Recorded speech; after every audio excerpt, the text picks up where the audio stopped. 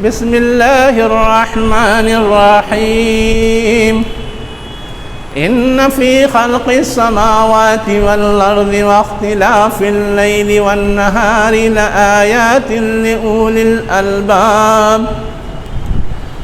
شروع اللہ کے نام سے جو انتہائی مہربان ہمیشہ رحم فرمانے والا ہے۔ بے شک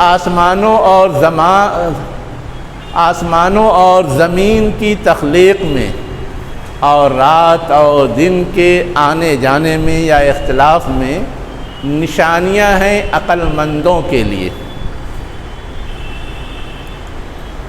آسمانوں اور زمین کی تخلیق،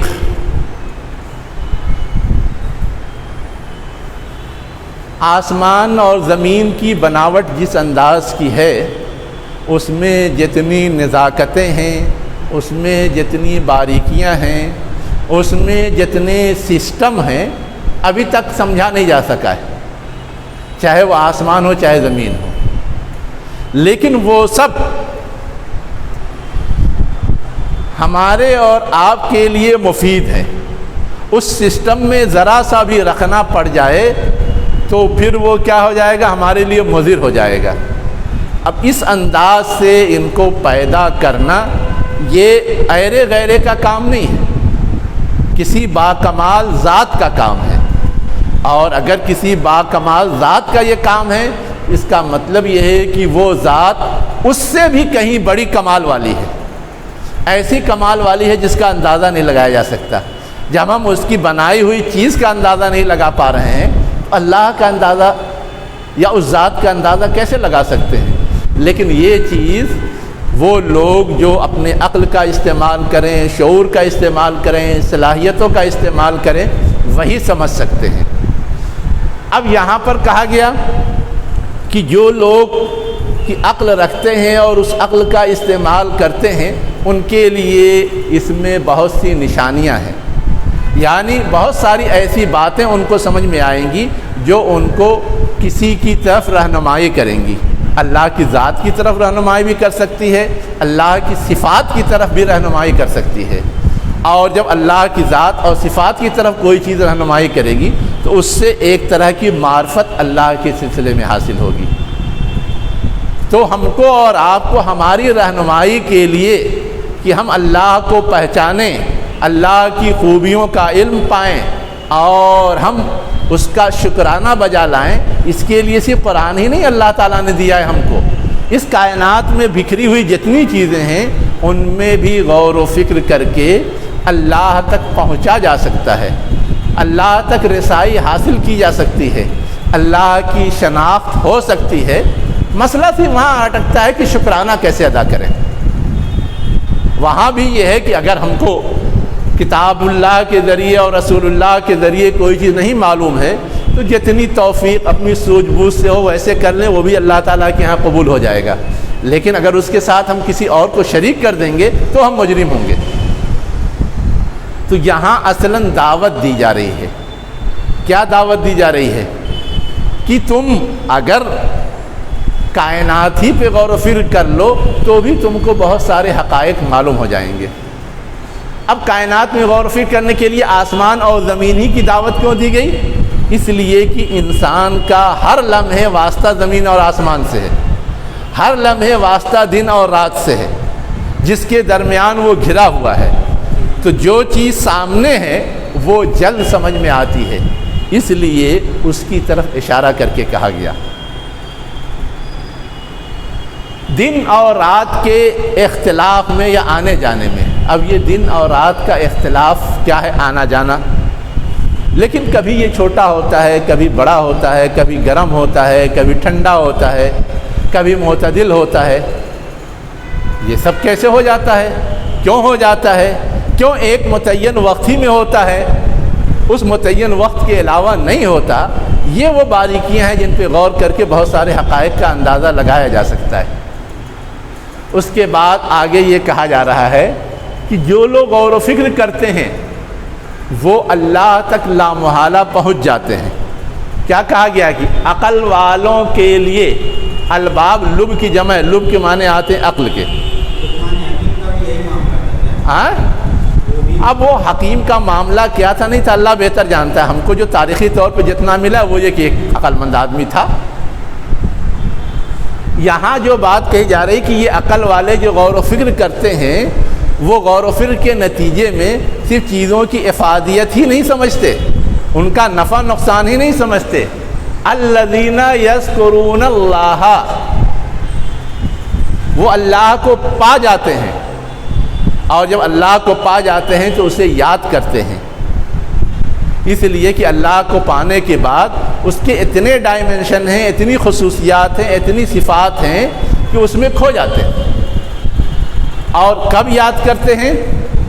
قیاما وقعودا وعلی جنوبہم, قیام کھڑے کھڑے, قعود بیٹھے بیٹھے, علی جنوبہم اپنے پہلوؤں کے بل. جنب مانے ہوتا ہے بغل, اس کی جمع ہے جنوب, اپنے پہلوؤں کے بل, یعنی سوئے سوئے, لیٹے لیٹے.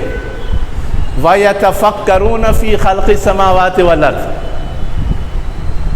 مطلب یہ ہے کہ ایک بار اگر اللہ کو پہچان گئے تو اس کا یہ مطلب نہیں کہ اب کام فنش,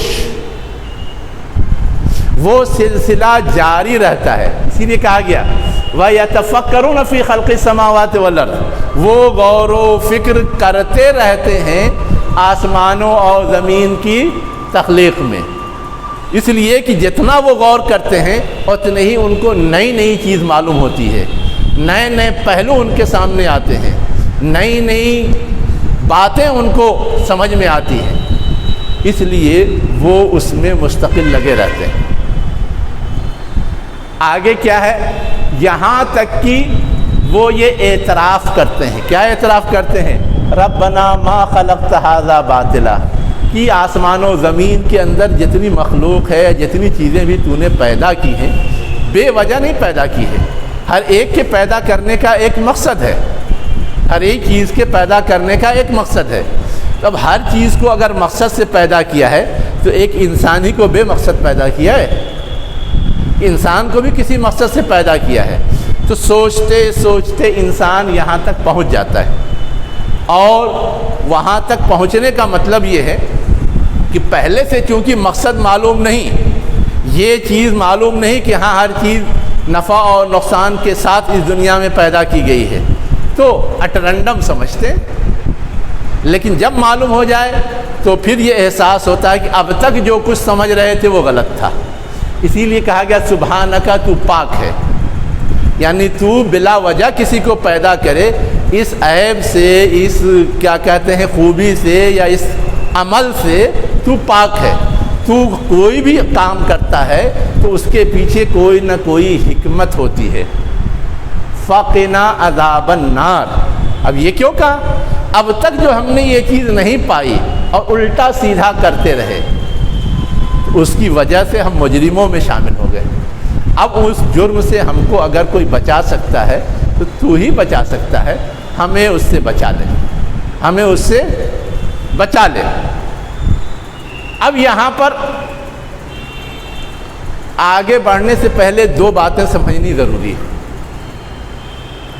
ایک بات تو یہ ہے کہ یہ جو آیات ہے, ان آیات کے حوالے سے احادیث کے اندر یہ بات بیان کی گئی ہے کہ اللہ کے رسول صلی اللہ علیہ وسلم رات کے اوقات میں, بالخصوص تہجد کے وقت میں, ان آیات کو پڑھنے کا اہتمام کرتے تھے. پڑھنے کے بعد, پڑھنے سے پہلے مختلف روایات میں مختلف, لیکن یہ کہ اس کو پڑھنے کا اہتمام کرتے تھے. سب کا حاصل کلام یہ کیوں؟ اصل میں جہاں تک غور و فکر کا تعلق ہے, تدبر اور تفکر کا تعلق ہے, یہ چیز یکسوئی چاہتی ہے. مصروفیت کے ساتھ وہ کام نہیں ہو سکتا. اور سب سے زیادہ یکسوئی کا وقت دن و رات میں صبح کا وقت ہے. دو سبب سے. ایک سبب تو یہ ہے کہ پوری تھکان اتار کر کے ہم اٹھتے ہیں, بالکل فریش ہیں. دوسری چیز یہ ہے کہ دنیا کے جتنے ہنگامے ہیں وہ سب اس وقت ٹھپ رہتے ہیں. تو وہ وقت اللہ کی طرف متوجہ ہونے, غور و فکر کرنے, لو لگانے کے لیے بہت موزوں ہے. اسی لیے اس وقت میں یہ اہتمام زیادہ کرتے تھے۔ یہ مطلب نہیں کہ دوسرے اوقات میں نہیں پڑھتے تھے، یہ بھی روایات میں آتا ہے کہ نمازوں میں بھی پڑھنے کا اہتمام کرتے تھے۔ جو منتخب آیتیں کبھی کبھی پڑھتے تھے اس میں سے یہ بھی ایک منتخب حصہ تھا جسے آپ نمازوں میں خاص طور سے پڑھتے تھے۔ ایک بات تو یہ سمجھنے کی ہے، دوسری بات جو سمجھنے کی ہے وہ یہ کہ پیچھے جو کچھ تذکرہ چل رہا تھا وہ تو اہل کتاب کا اور غزوہ بدر و احد کا چل رہا تھا۔ اچانک سے دنیا میں غور و فکر کرنے کی دعوت کیوں دے دی گئی؟ اس کا تذکرہ کیوں چھڑ گیا؟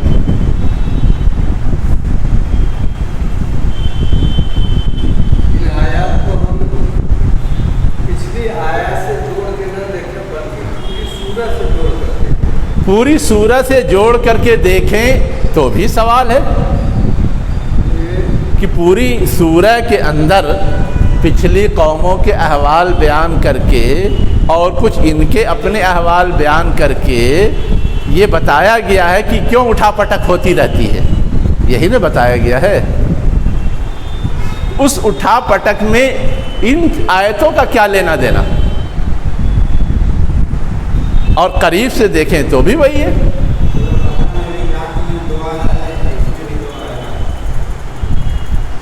اصل چیز جو ہے یہ جتنی اٹھا پٹک ہوتی ہے سب کا انحصار اللہ کی شناخت اور اللہ سے تعلق پر ہے، سب کا انحصار۔ اگر اللہ کی شناخت نہیں ہو تو شرک و بت پرستی میں مبتلا ہو گئے، بگڑ جاتے ہیں۔ یا اگر شناخت ہو بھی گئی ہے لیکن اگر تعلق کمزور ہے اللہ سے تو بھی خرابیاں پیدا ہونا شروع ہو جاتی ہیں۔ یہ بیسک بات ہے۔ تو اصلاً جہاں شروع ہوئی ہے سورہ اور جہاں ختم ہو رہی ہے اس بیسک بات کی طرف توجہ دلانا ہے۔ اور یہ جو مختلف تذکرے آئے قوموں کے یا خود اہل ایمان کے یا منافقین کے، وہاں بھی بیسک کمزوری کیا تھی؟ اللہ کی شناخت تو ہو ہی گئی تھی، صاحب ایمان تھے، تو پچھلے اہل کتاب بھی اپنے آپ کو صاحب ایمان کہتے تھے، تو اتنا تو مانتے تھے اللہ ایک ہے نا، اللہ سپریم ہے۔ لیکن خرابی ساری کہاں تھی؟ اللہ کو ماننے کے جو تقاضے ہیں اور اللہ کو ہر وقت یاد رکھنے کا جو تقاضا ہے اس میں غافل تھے، اس میں کمزور تھے، وہ ڈھیلا تھا، اس کے اوپر دوسری چیزیں حاوی ہو جاتی تھی۔ اب تقاضا یہ ہے کہ اللہ کا جو حکم ہے چاہے اس کا نفع نقصان سمجھ میں نہ آئے ماننا ہے، لیکن اب اس کے مقابلے میں اپنا نفع نقصان، دنیا کا نفع نقصان، گھر والوں اور رشتہ داروں کا نفع نقصان قابل ترجیح ہوتا ہے تو اللہ اس کے رسول کے احکام کو پیچھے ڈال دیتے ہیں۔ اہمیت کم ہو گئی اس کی اہمیت بڑھ گئی۔ تو یہ جو بیسک خرابی پیدا ہوتی ہے یہی اصل بگاڑ کی طرف لے جاتی ہے۔ اس خرابی سے بچانے کے لیے ضروری یہ ہے کہ اللہ کی صحیح معرفت بھی ہو اور اللہ سے زیادہ تعلق مضبوط بھی ہو۔ اصلاً وہ پیغام اور وہ سبق دینا ہے جس کے لیے یہاں وہ ساری باتیں بیان کی گئی ہیں جو آگے بھی آ رہی ہیں اور یہاں شروع ہوئی ہیں۔ یہ دو باتیں ریلیشن میں سمجھنا ضروری تھا، اس لیے میں نے کہا کہ وہ پہلے بتا دوں۔ اب آگے کیا کہا جا رہا ہے؟ ربنا انک من تدخل النار فقد اخزیتہ وما للظالمین من انصار۔ اے ہمارے رب، بے شک تو جسے آگ میں داخل کر دے تو اسے رسوا کر دے گا اور ایسے ظالموں کا کوئی مددگار نہیں ہوگا۔ یعنی صرف انسان اپنی عقل استعمال کرے تو بھی جزا و سزا کو سمجھ سکتا ہے، جزا و سزا کے سلسلے میں اپنی پوزیشن کو بھی سمجھ سکتا ہے۔ اللہ تعالیٰ نے اتنی صلاحیت ہر انسان کے اندر رکھی ہے، کیوں اپنے معاملات میں انسان طے کر لیتا ہے یہ صحیح یہ غلط، اور سامنے والے سے منوا بھی لیتا ہے، لڑ کر کے اپنا حق بھی حاصل کرتا ہے۔ اللہ کے معاملے میں بھی وہی ہے۔ اس لیے یہ جو کہا جاتا ہے کہ رسول نہیں پہنچا، کتاب نہیں پہنچی، پیغام نہیں پہنچا تو کیا ہوگا، سب کا جواب یہاں موجود ہے۔ کہ اللہ کی معرفت اور جزا سزا یہ چیز تو انسان اپنی صلاحیتوں سے بھی پا سکتا ہے، جتنی اللہ تعالیٰ نے انسان کے اندر صلاحیت رکھی ہے۔ اب آگے کیا کہا جا رہا ہے کہ ہاں تو اصل میں ہے یہ کہ جو لوگ شرک و بت پرستی میں مبتلا ہوتے ہیں وہ ایک کے ماننے والے تو ہوتے نہیں، وہ تو 50 کے ماننے والے ہوتے ہیں، کسی سے یہ توقع، کسی سے وہ توقع، کسی سے وہ توقع، لیکن ان میں سے کوئی بھی کوئی توقع پوری نہیں کرے گا، یہ کہنا ہے۔ اور ظاہر ہے اس کے لیے انصار ہی آئے گا، ناصر تو آئے گا نہیں، اللہ تعالیٰ تو مراد ہے نہیں، مراد تو وہ لوگ ہیں جن سے انہوں نے امیدیں وابستہ کر لی ہیں، اس لیے وہ انصار آیا ہے۔ اب یہ ہے کہ ایک بات یہ کہی جاتی کہ وہ لوگ مددگار نہیں ثابت ہوں گے، اور ایک بات یہ کہی جائے کہ ان میں سے ایک بھی یا کوئی بھی مددگار نہیں ہوگا۔ اس بات میں زیادہ زور ہے۔ من انصار جو کہا گیا کہ جتنے لوگ جتنے بھی مددگار ہیں جن سے تم نے توقع باندھ رکھی ہے ان میں سے کوئی بھی تمہاری مدد نہیں کرے گا، اس بات میں زیادہ زور ہے، اس لیے من انصار ہے، ورنہ سیدھے سیدھے یہ بھی کہا جا سکتا تھا کہ جتنے مددگار تم نے بنائے ہیں وہ مددگار تمہاری مدد نہیں کریں گے، لیکن اس میں اتنا زور نہیں ہوتا۔ ٹھیک ہے، اب اس کے بعد آگے کہا جا رہا ہے ربنا اننا سمعنا منادی ینادی، یعنی ڈھونڈنے والا اللہ کو پا گیا، جزا سزا کو پا گیا، تو قسمت سے اگر اس کو منادی بھی مل گیا جو آواز لگاتا ہے کہ حق کیا ہے، ناحق کیا ہے، اللہ کا پیغام کیا ہے، اللہ کی ہدایت کیا ہے،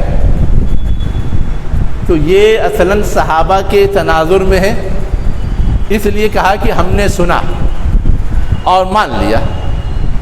ویسے ہی عام انسانوں کے لیے بھی یہ ہے کہ وہ تلاش جاری رکھیں اور ان کو کہیں سے بھی حق مل جائے اسے انہیں مان لینا چاہیے۔ اے ہمارے رب ہم نے سنا ایک آواز لگانے والے کو، منادین، آواز لگانے والا یہاں تو مراد رسول ہے یا رسول کے جو جانشین ہیں، دعات اور مبلغین یا امت مسلمہ کے افراد، اگر اس کو آگے لے چلیں گے تو، لیکن اصولی بات ہے کہ جو بھی آواز لگائے، ینادی للایمان، آواز لگانے والے تو بہت سارے ہیں، ہر ایک اپنے نظریے اور اپنی سوچ اور اپنی فکر کی طرف آواز لگاتا ہے، لوگوں کو ماننے کی دعوت دیتا ہے، اپنے پیچھے چلانے کی کوشش کرتا ہے، چاہے سمجھا بجھا کر کے چاہے زبردستی کرتا ہے، لیکن ہر آواز لگانے والے کے پیچھے نہیں۔ جو آواز لگاتا ہے للایمان، ایمان کے لیے، ایمان کا مطلب اللہ کو تسلیم کرنے اور اس کے احکامات کو تسلیم کرنے، اس کی ہدایات کو تسلیم کرنے کی آواز لگاتا ہے، جو ایمانیات میں آتا ہے۔ آگے وضاحت ان آمنوا بربکم، کہ تم ایمان لاؤ اپنے رب پر۔ کس پر ایمان لاؤ؟ اپنے رب پر۔ اب رب پر ایمان لاؤ کا مطلب کیا ہوتا ہے؟ رب کا ترجمہ ہم لوگ کرتے ہیں پالنے والا۔ کیا کرتے ہیں؟ پالنے والا۔ تو رب سے اسی کو کہتے ہیں جو پالنے والا ہے۔ یہ رب کا پورا مفہوم نہیں ہے، آپ غور کیجئے۔ موسیٰ علیہ السلام اور ہارون علیہ السلام فرعون کے پاس گئے، اللہ کا پیغام لے کے گئے، کہا انا رسول ربکما، تمہارے رب کا میں کیا ہوں؟ نمائندہ ہوں، رسول ہوں۔ اس نے کیا کہا؟ انا ربکم الاعلی، تم کس رب کے رسول ہو؟ ما ربکما، کون تمہارا رب ہے؟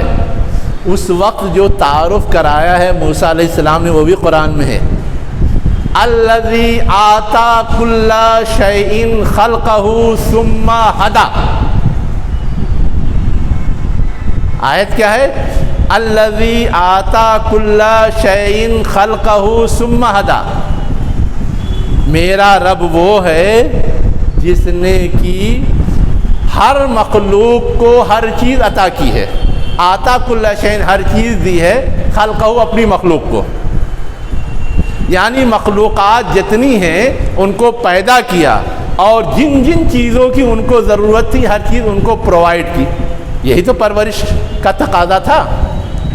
لیکن اتنے ہی پہ بس نہیں کیا, پھر کہا ثم ہدا, یعنی صرف کھانے پینے زندہ رہنے کے لیے ضرورت تھی اتنا ہی نہیں, اس کے آگے زندگی گزارنے کے لیے جو رہنمائی کی ضرورت تھی وہ بھی اس نے پرووائڈ کی. تو رب وہ ہے, صرف پالنے والا پوسنے والا نہیں, بلکہ پالنے پوسنے کے علاوہ پوری زندگی صحیح ڈھنگ سے کیسے گزارنی ہے اس کا انتظام کرنے والا بھی, اس کا انتظام کرنے والا بھی. یہ تعریف کس نے کی؟ موسیٰ علیہ السلام نے.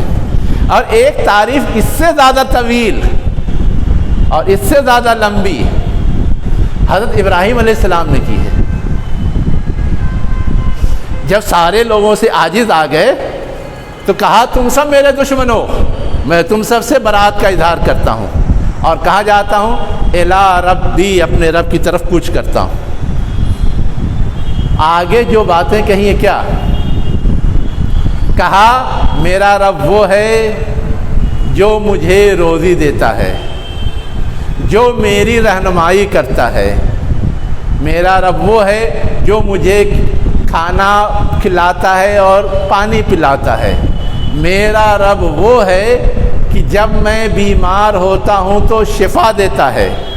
میرا رب وہ ہے جو مجھے مارتا اور جلاتا ہے. اور میرا رب وہ ہے کہ میں کوئی غلطی کروں تو اس سے مغفرت کی امید رکھتا ہوں.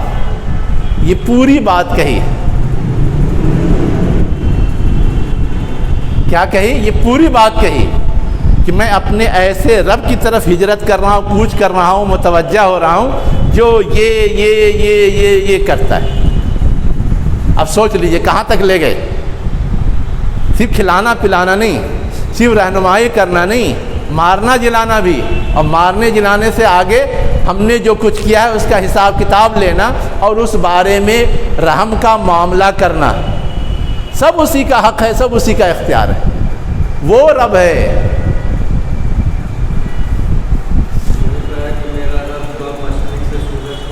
ہاں, میرا رب وہ تو نمرود کے جواب میں ابراہیم علیہ السلام نے کہا تھا, وہاں بھی وہی تھا, میں مارتا جلاتا ہوں. تو اس کو لاجواب کرنے کے لیے بتایا یہ کرتا ہے, تم کر کے دکھا دو, بہت رب بنتے ہو. تو رب یہ تو انتظامی معاملہ ہے, یہاں سے نکالتا وہاں سے نکالتا ہے. لیکن قرآن میں تو کس کس چیز کے ساتھ رب جوڑا گیا ہم سوچ بھی نہیں پاتے. رب العرش بھی آیا ہے, رب المشارق والمغارب بھی آیا ہے, رب العالمین بھی آیا ہے, اور پتہ نہیں کیا کیا آیا ہے. چلیے وہ ایک الگ ایشو ہے. یہاں پھر میں یہ سمجھانا چاہ رہا تھا کہ ان آمنوا بربکم جو کہا جا رہا ہے تو صرف وہ جو محدود معنی اردو ترجمے سے پیدا ہوتا ہے وہ ہمارے ذہن میں نہیں آنا چاہیے, بلکہ ہر چیز اس کے اندر شامل ہے. اس سے زیادہ عجیب و غریب بات, قرآن مجید میں اللہ کی جتنی صفات بیان ہوئی ہیں اس میں رحمان رحیم سے بھی زیادہ رب لفظ آیا ہے 925 بار.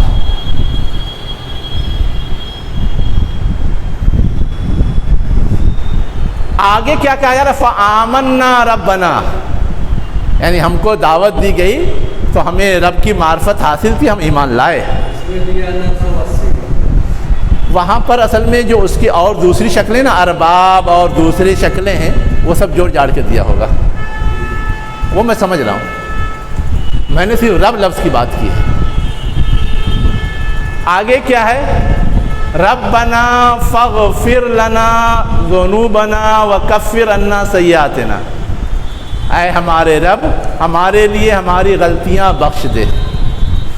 وکفر عنا سیئاتنا, اور ہماری گناہوں کو ڈھک دے. کفر مانے کیا ہوتا ہے؟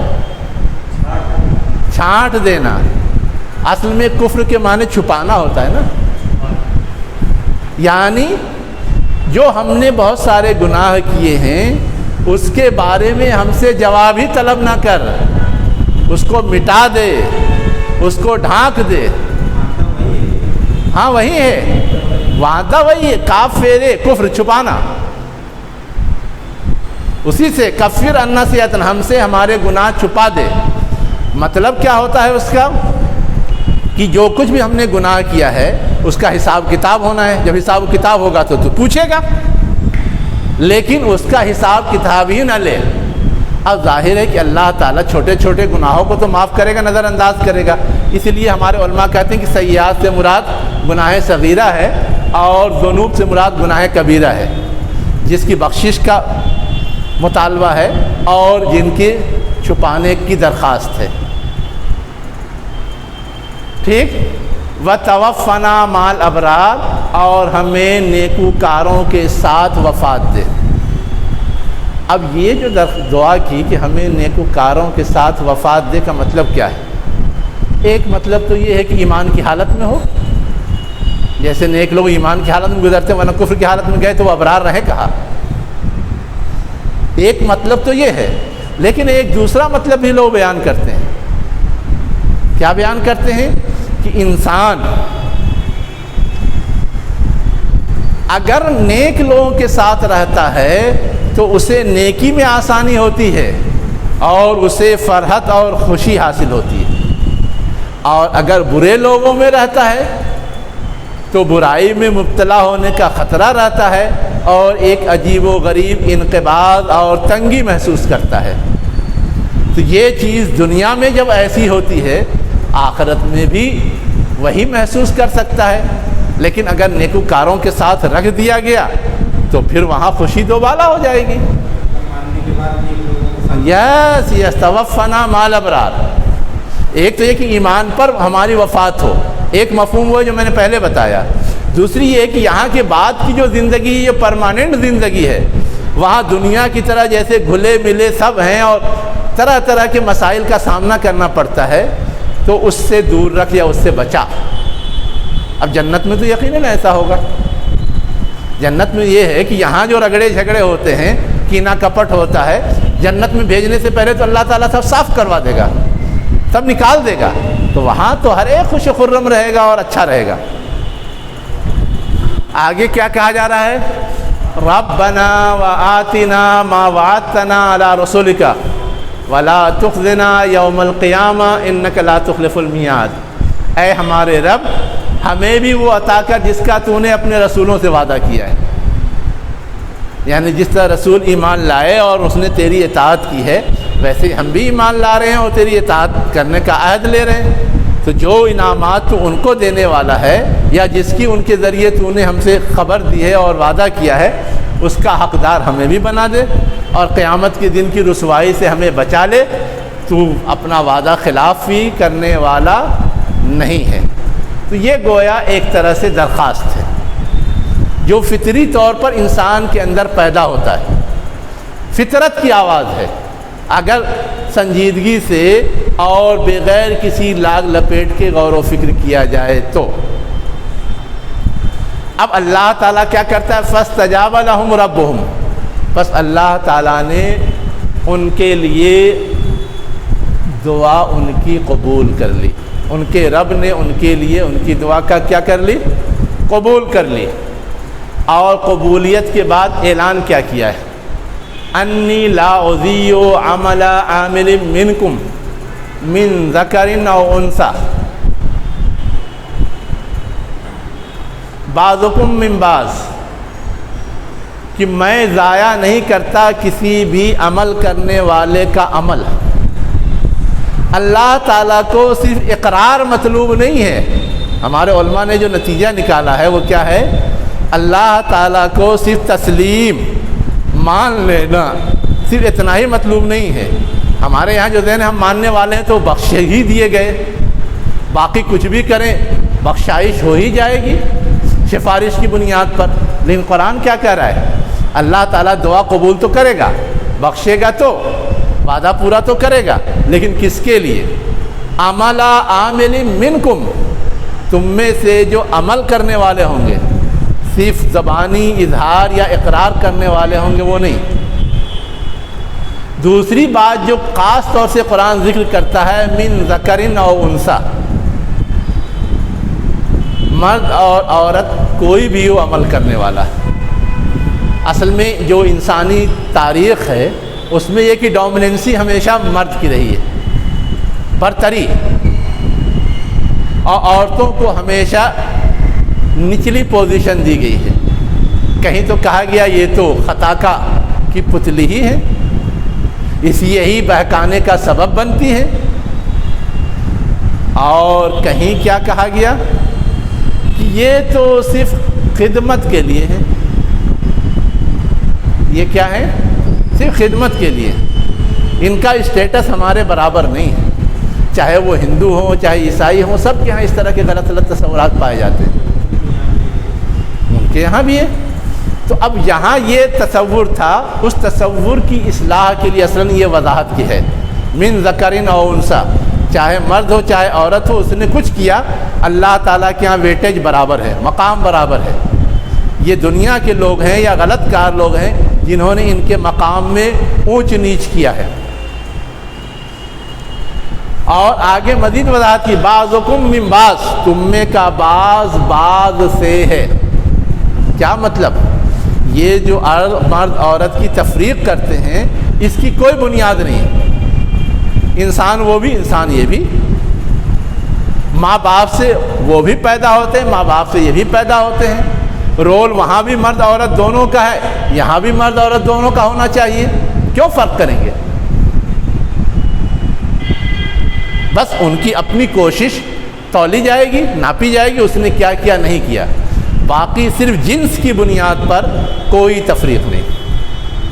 لیکن کہا جاتا ہے کہ عورتوں کو سربراہ نہیں بنایا جائے، ہاں عورتوں کو مملکت کا سربراہ نہیں بنایا جائے۔ سوال یہ ہے کہ جو جس مملکت کے لائق ہے اسی کا سربراہ بنایا جائے گا نا۔ وہ گھر کی مملکت کے لیے تو وہاں تو ملکہ ہوتی ہی ہے، وہ سیاسی ہو گیا ہے، اگر وہ اپنی لیاقت صلاحیت کی وجہ سے اس مقام تک پہنچ رہی ہے، ہاں تو اسلام ان کو روک رہا ہے۔ دیکھیے، ایک ہے عام اصولی بات اور ایک ہے ایکسیپشنل کیس۔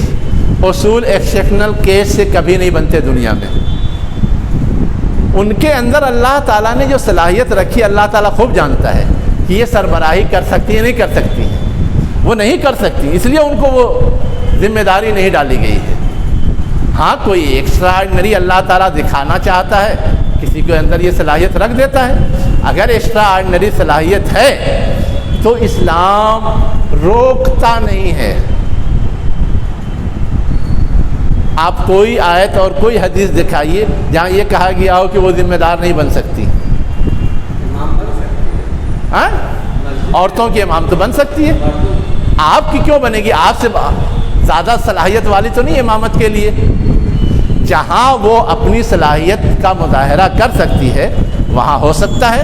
جہاں پہ مرد اور عورت دونوں، ہاں، اور مرد کی تعلیمی صلاحیت جو ہے کم ہے نسبت اس عورت۔ جی، تو کان کھول کے سن لیجئے فتویٰ ڈاکٹر حمید اللہ صاحب کا، جو بہت مشہور سیرت نگار ہیں، نام سنا ہے نا؟ ان کا فتویٰ ہے، کر سکتی۔ انہوں نے مثال بھی دی ہے کہ ایک شخص ہے جو نیا نیا اسلام میں آیا ہے نا، ظاہر ہے کہ ابھی وہ نماز سیکھ رہا ہے، اس کو کہا جائے گا تو مرد ہے اس لیے امامت کر، اور بیوی مسلمہ ہے اور وہ پڑھنا لکھنا جانتی ہے، وہ ذی صلاحیت ہے، وہ علم والی ہے۔ اب وہاں پر اگر وہ بیوی امامت کرتی ہے تو اس کے پیچھے وہ نماز پڑھے گا، نماز درست ہوگی، اس لیے کہ یہاں صلاحیت کا الٹا ڈائیورژن ہے ان کی سچویشن کے لحاظ سے۔ تو جہاں الٹا ڈائیورژن ہو وہاں گنجائش ہے۔ پرانے مسلم ہیں، ہاں پیدائشی مسلم، ہاں تعلیم یافتہ بھی ہے، ہاں لیکن جو امامت کی شرائط ہیں، ہاں کہ آواز اچھی ہو، زیادہ قرآن ہو، علم زیادہ ہو، ہاں وغیرہ وغیرہ، ہاں اگر اس میں سب سے برتر وہ عورت ہے، ہاں دیکھیے، ہاں جتنے لوگ موجود ہیں اس میں سب سے برتر ہے، یہ آپ کہہ رہے ہیں نا، لیکن وہ برتری ثابت کرنے کے لیے پہلے سارے کرائٹیریا پہ چیک کرنا ہوگا، اور وہ چیک آپ کریں گے تو برتر کہیں سے وہ نہیں ثابت ہو پائے گی، ہے نا، ایکسیپشنل کیس کے علاوہ۔ دیکھیے اب برتر کیسے، آپ کہیں گے اس کو اس کی امامت کروائیں، ہم کو کہا گیا عورتوں کی آواز سے بھی پردہ ہے الا کی کوئی ضرورت ہو، اب امامت کروائیں گے تو یہاں شرعی حکم پامال ہوگا کہ نہیں ہوگا؟ مجبوری میں اجازت ہے تو مجبوری میں اجازت ہو جائے گی، لیکن آپ عام حالات میں کروانے کی بات کر رہے ہیں نا، عام حالات میں اجازت نہیں ہوگی، تو آپ پہلے جج کیجئے تو خود ہی سمجھ میں آئے گا کہ کہاں کہاں ٹکراؤ ہوتا ہے۔ بہت ساری چیزوں سے پردہ ہے نا، تو یہ کسی کا عمل ظاہر نہیں ہوگا۔ ہاں ہاں، بعض حکم من بعض ہے، اس وجہ جو ہے ہاں بعض حکم من بعض، یس یہ ہے، ہاں وہاں پر بھی کسی کا عمل ظاہر نہیں رہا، اس کے نماز کا ثواب اور اس کے عمل کا ثواب تو جو اللہ تعالیٰ کیا ملنا ملے گا، ہے نا، اس میں کوئی کمی ہوگی؟ اس کو اللہ ضائع نہیں کر رہا ہے۔ اللہ تعالیٰ نے جس کو جس صلاحیت کے ساتھ پیدا کیا ہے اس صلاحیت کے ساتھ آپ اگر یہ کہیں گے کہ سمجھوتا کر لیں تو پھر اس کا نقصان ہوگا۔ جہاں ضرورت ہے وہاں اسلام نے اجازت دیا۔ میں آپ کو ایک مثال اور دیتا ہوں سمجھنے کے لیے۔ اگر آپ نے پڑھا ہو تو پڑھا ہوگا کہ اہل طائف جب حضور کے پاس آئے ایمان لانے کے لیے تو جو ان کا وفد آیا تھا ان میں جتنے لوگ آئے تھے اس میں ایک نابالغ تھا، وہ قرآن زیادہ جانتا تھا، باقی لوگ قرآن زیادہ نہیں جانتے تھے۔ یہ ہوا کہ امامت یہ کرے گا، حالانکہ نابالغ پہ ابھی نماز فرض نہیں ہے نا، نابالغ فرض نماز پڑھنے نہیں جا رہا ہے، لیکن چونکہ جو شرط تھی وہ وہاں پوری ہو رہی تھی اس لیے آپ نے اس گنجائش کی وجہ سے اسے وہ موقع دے دیا۔ نہیں، عمر بن سلمہ تھے، جس بچے کو امامت کی اجازت دی گئی تھی وہ عمر بن سلمہ تھے۔ لیکن معاذ ابن جبل نابالغ تھے، اس وقت امامت کی ہے ایسا نہیں۔ ہاں چلیے، تو میں جو بات کر رہا تھا کہ جہاں ضرورت ہوتی ہے وہاں رعایت موجود ہے، لیکن آپ عام حالات کے لیے کہیں گے تو وہ پرمیشن نہیں دی جائے گی۔ اب آگے کیا کہا جا رہا ہے؟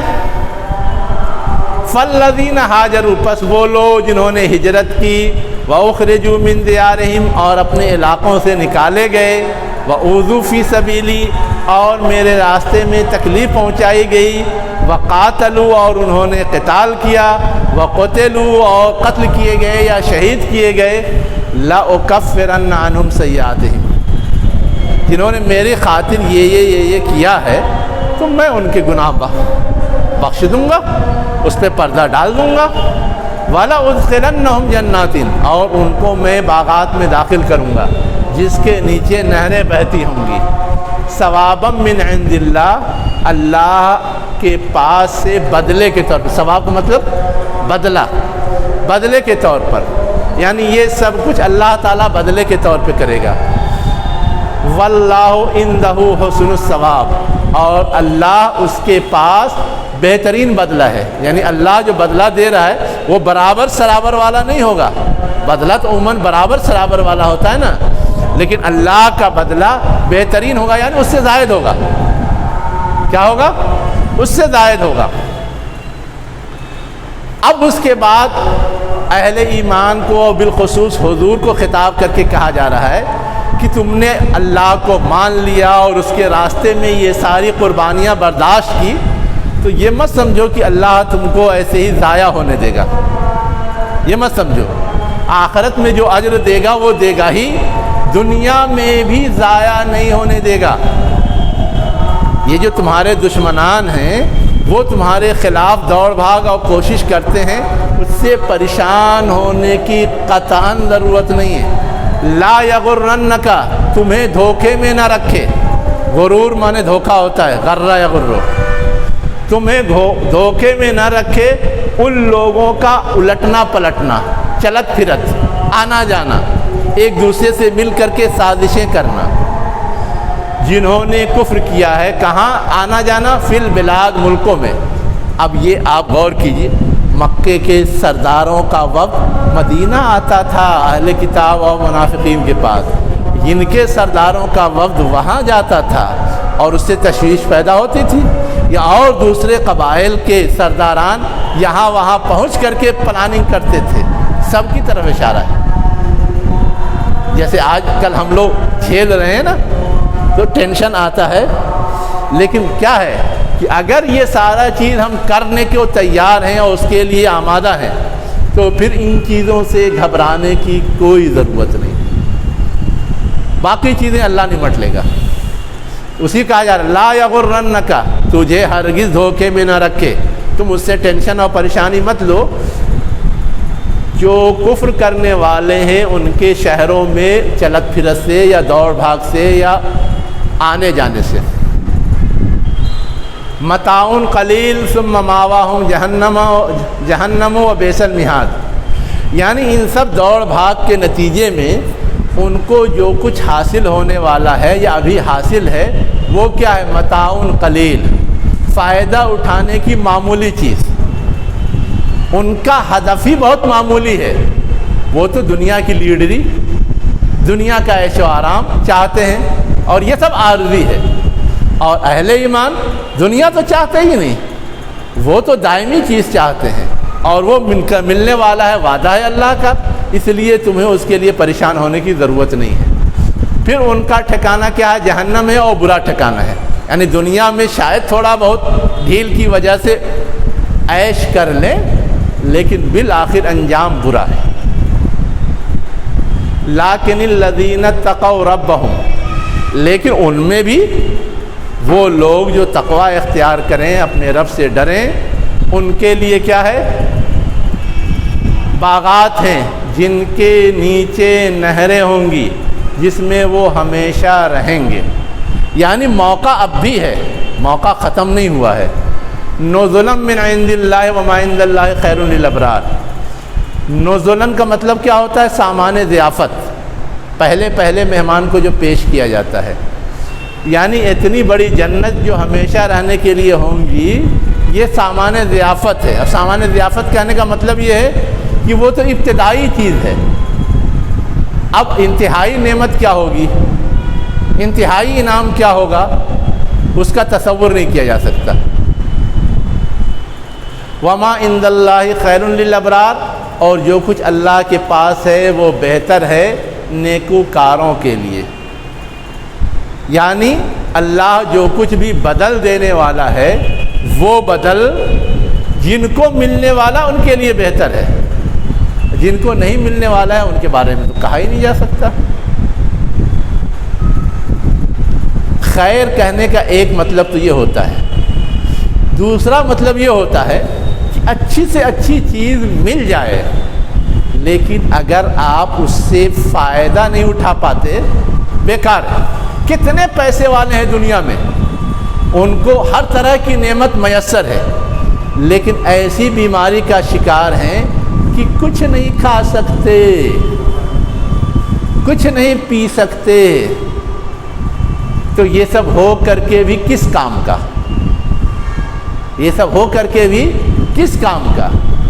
تو وہی اللہ تعالیٰ کہہ رہا ہے کہ جو کچھ اللہ نے ان کے لیے تیار کیا ہے اس میں معاملہ ایسا نہیں ہو کہ صرف مل گیا اور پڑا ہے، بلکہ اس سے پورا وہ لطف حاصل کریں گے، نفع حاصل کریں گے، خوشی حاصل کریں گے، مزہ حاصل کریں گے۔ ایسی چیز اللہ نے تیار کر رکھی ہے۔ وَإِنَّ مِنْ أَهْلِ الْكِتَابِ لَمَن يُؤْمِنُ بِاللَّهِ وَمَا أُنزِلَ إِلَيْكُمْ وَمَا أُنزِلَ إِلَيْهِمْ خَاشِعِينَ لِلَّهِ۔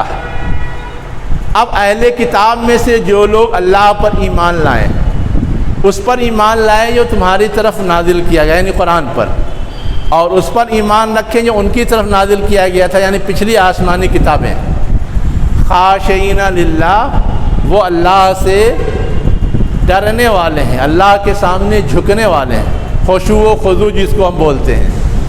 لا یشترون بآیات اللہ ثمنا قلیلا، اللہ کی آیات کو معمولی قیمت پر نہیں بیچتے۔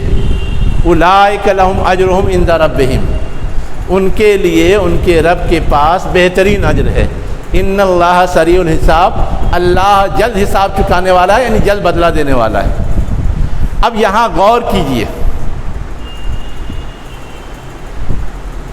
اہل کتاب، ہاں کیا چھپاتے نہیں، بیچنا، وہ تو پورا کاروبار تھا نا تعویذ گنڈے کا، وہی ہے۔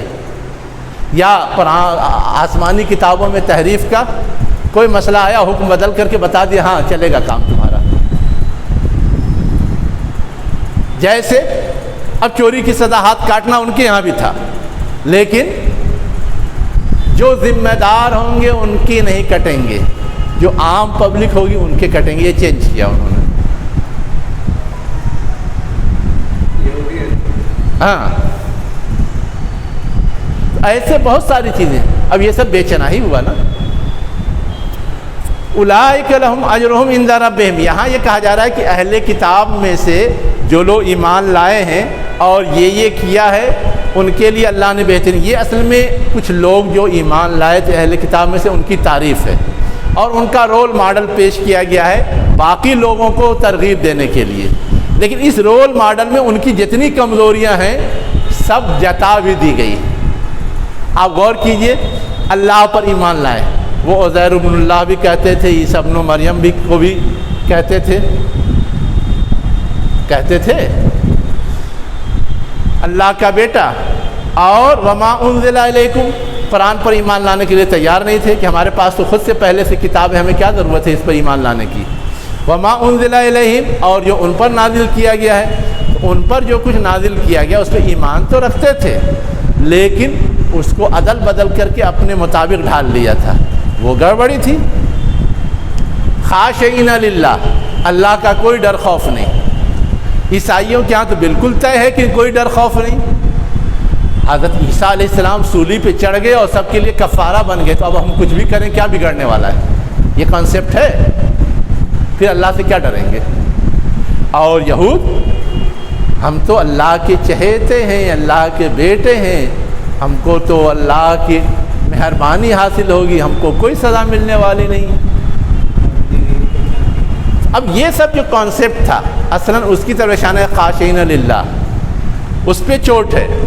اب یہ لا یشترون بآیات اللہ ثمنا قلیلا، جو انہوں نے اللہ کی کتاب کے ساتھ احکامات میں تبدیلی کی شرارتیں کی تھی، یا لوگوں کو جو اب پیسے ایٹھنے کے لیے طرح طرح کے پروانے بانٹا کرتے تھے، جو بیماری ہمارے یہاں بھی آ گئی ہے۔ 40,000 فتوا تو معمولی چیز ہے، 40,000 دیجئے تو آپ کو بخشش نامہ لکھا ہوا مل جائے گا، اور اس کو مرنے والے کے سرہانے ڈال دیجئے، اس کی بخشش ہو جائے گی، جنت میں جائے گا سیدھے۔ بہت ساری چیزیں ہیں، یہ سب ہے یشترون بآیات اللہ ثمنا قلیلا۔ ہاں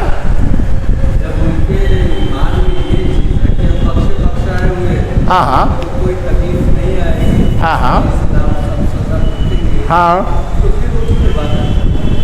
اصل چیز یہ ہے کہ وہ بخشش تو وہاں ہوگی، لیکن دنیا میں جو بہت سارے پریشانیاں اور ٹینشن لاحق ہوتے ہیں، تو سکون حاصل کرنے کے لیے یہ تلقین ہے کہ یکسو ہو کر کے کچھ دیر اللہ کے سامنے حاضر ہو جاؤ تو سکون حاصل ہو جائے گا، اسی لیے کرتے ہیں۔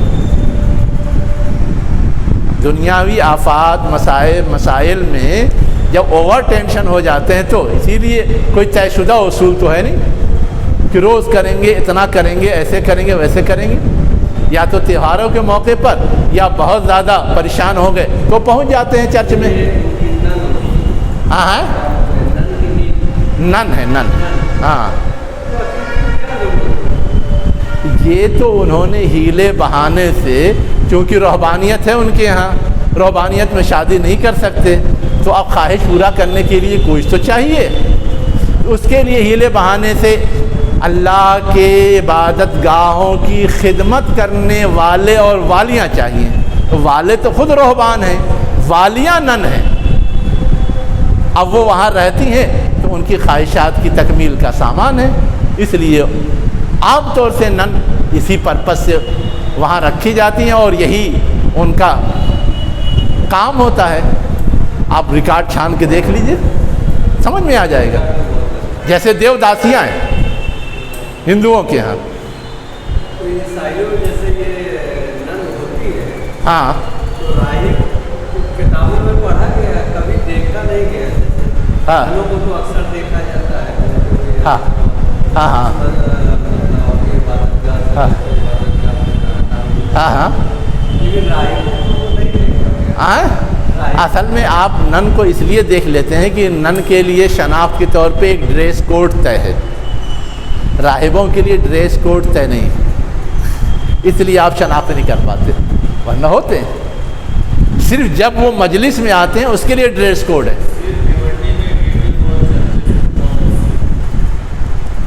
بتا تو رہا ہوں نا کہ خاص مواقع کے لیے ڈریس کوڈ ہے، ورنہ عام حالات میں ڈریس کوڈ نہیں ہے راہبوں کے لیے، اس لیے ہم نہیں پہچان پاتے. لیکن نن کے لیے ڈریس کوڈ طے ہے. چلیے اب آخری جملہ کیا کہا جا رہا ہے؟ یا ایھا الذین آمنوا اصبروا وصابروا ورابطوا واتقوا اللہ لعلکم تفلحون. اے وہ لوگوں جو ایمان لائے ہو، صبر کرو. اب صبر کیوں؟ تقلب الذین کفروا فی البلاد کی وجہ سے جو ٹینشن ہے. وصابروا، اب صابروا کا ترجمہ کیا ہوگا؟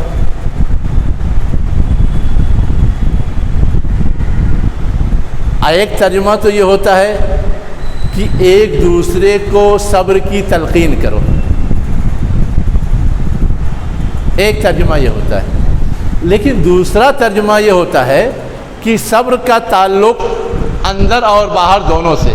ایک تو ہم اپنے آپ کو کنٹرول میں رکھیں، اور ایک یہ ہے کہ باہر والوں سے ہماری ڈیلنگ ایسی ہو کہ وہ ہمیں کچھ نقصان نہ پہنچا سکیں. اب وہ نقصان نہ پہنچا مطلب ہے کہ وہ تو ہمیں دباؤ ڈال کر کے ہمارے دین سے پھیرنا چاہتے ہیں. اس وقت ہم استقامت کا ثبوت دیں. اس وقت ہم کیا کریں؟ استقامت کا ثبوت دیں. تو اب یہ کہتے ہیں کہ یہ پہلا صبر جو ہے یہ تو ہماری اپنی جو کمزوریاں ہیں اس میں کمزوری نہ دکھائیں، اس مفہوم کے لیے یہ ہدایت ہے.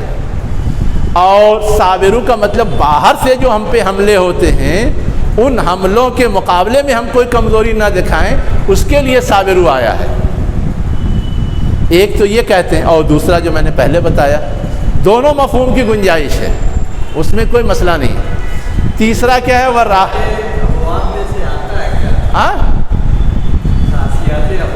مل جل کر کے کرنا تو آتا ہے، جیسے جہاد ہے. اس کے لیے تو تفریح میں جانا پڑے گا. نہیں، جیسے جہاد ہے، تنہا جد و جہد کے لیے تو جہاد آتا نہیں. ہم ہو اور ہمارا مخاطب ہو یا مقابل ہو، ان سے جو ہم کو کشمکش ہوگی وہ جہاد کہلاتا ہے، فعال. ویسے یہ بھی سبار ہے نا، مصابرہ، مجاہدہ کی طرح. دشمنی ہوگی شاق کا یا شاق کا ہے نا. تو اب جہاں دو طرفہ کوشش ہوتی ہے اس مفہوم کے لیے آتا ہے. تو جب وہ مفہوم ہم لیں گے تو سامنے کوئی مد مقابل ہونا چاہیے. اس لیے کہتے ہیں دشمن کے مقابلے میں صبر. ہاں، ثابت قدم رہو، اس مناسبت خاصیات میں جو آتا ہے. اور یہ بھی ہے کہ مل جل کر کے کوئی کام کیا جائے، اس کے لیے بھی باب مفعلہ آتا ہے، مشارکت جسے بولتے ہیں. تو صابروں کے معنی ایک دوسرے کو صبر کی تلقین کرو، گویا مل جل کر کے دشمن کے مقابلے میں جمے رہو. ٹھیک. اب اس کے بعد کیا کہا جا رہا ہے؟ رابطو. ربط مانے جوڑنا ہوتا ہے، رابطو مانے باہم جوڑو. اب باہم جوڑو کا مفہوم کیا آتا ہے؟ کہ باہم مل جل کر کے کوئی کام کرو، آپس میں کوئی خلا اور کمزوری نہیں ہونی چاہیے، اجتماعیت مضبوط ہونی چاہیے، اس میں کوئی ڈھیلا پن نہیں آنا چاہیے. ہوا کیا تھا؟